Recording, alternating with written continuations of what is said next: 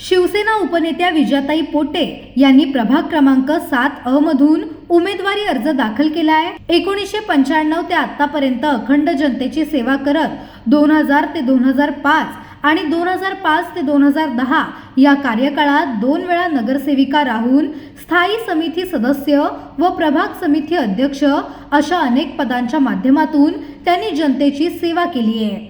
आज बुधवारी फडके मैदान परिसर, सुभाष नगर आदी परिसरात जाऊन डोर टू डोर प्रचार करण्यात आला।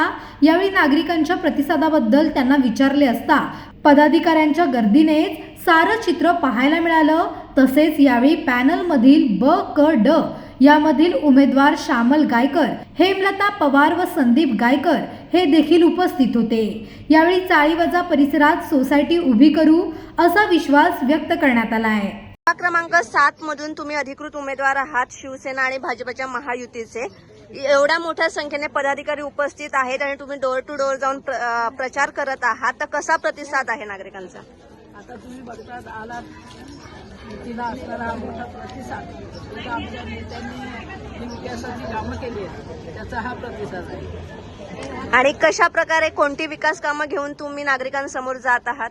आमचा अजेंडा असे स्वच्छ आणि सुंदर कल्याण, पुन्हा तुमचं आमच्याकडे बरेच म्हणजे अजेंडा नवीन आहेत।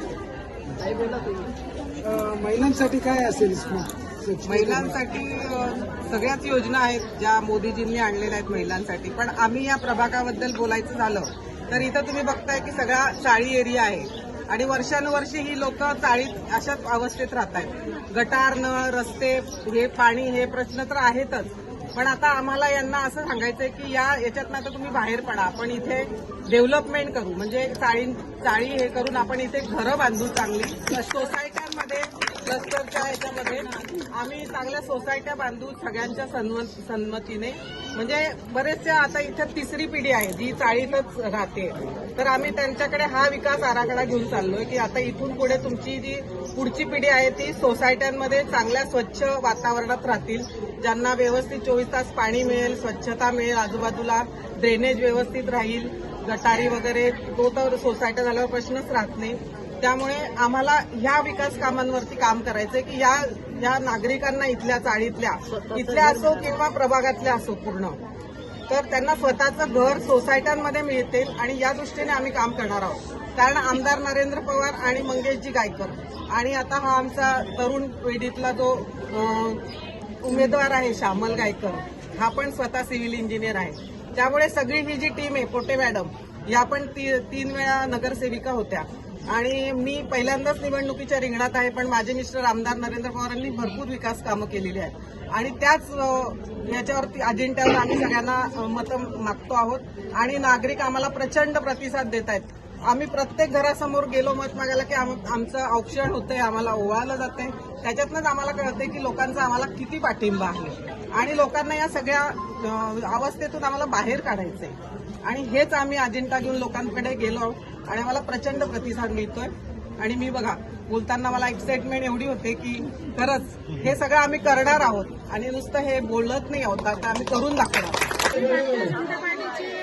जिल्हा सचिव आहे आणि या प्रभागातले एक नागरिक पण आहे, या नात्यांनी या उमेदवारावर म्हणजे आधीच काम केलेलं आहे। एक महिलांची सुरक्षा आणि स्वच्छतेवर नजर ठेवण्यासाठी त्यांनी प्रत्येक प्रभागातल्या प्रत्येक चाळीत आणि जिथे जिथे आवश्यकता आहे तिथे त्यांनी सीसीटीव्ही कॅमेरा लावून दिलेला आहे। हे खूप महत्वाचं काम त्यांनी सुरक्षिततेसाठी करून दिलेलं आहे, हे मला आवर्जून सांगू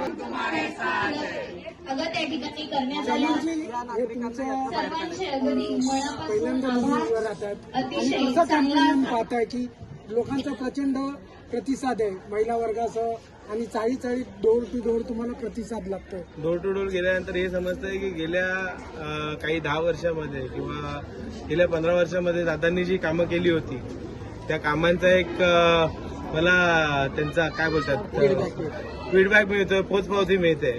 त्याच प्रकारे आता नवीन जे लोकांना घरांची किंवा आता जसं मॅडमनी सांगितलं की नवीन डेव्हलपमेंट करून लोकांना प्रत्येकाला घरं मिळण्यासाठी ती घरं कशी नियमित आणि कशी लोकांना इथल्या इथे मिळतील, म्हणजे इथेच दुसरीकडे कुठे न जाता ते स्थलांतरित करणं किंवा हे या सगळ्या स्कीम्समध्ये नाही ठेवायचं आपल्याला। इकडेच घरं भेटली पाहिजेत लोकांना. आणि त्यासाठी जे पण लागेल, जे पूर्तता आपल्याला करण्याची गरज आहे, समजा त्यांचे काही नियमामध्ये बसवण्यासाठी काही तरतुदी करून घ्यायच्या असतील किंवा दुसरं त्यांचं घराच्या काही टॅक्स पावत्या किंवा लाईट बिल याच्यामध्ये एक नियमांतर्गत कसं बसवता येईल आपल्याला. 2020च्या आधीचं वेगळे नियम आहेत, 2010च्या आधी घरं आहेत ते वेगळे नियम आहेत, 2000च्या आधीचे घरांचा वेगळा नियम आहे आणि 93च्या आधीचा वेगळा नियम आहे. या नियमांतर्गत आपण कसे घरं इथेच करून देता येतील लोकांना, त्याच्यावर फोकस करायचं आहे. याच्यासाठी प्रयत्नशील आहोत.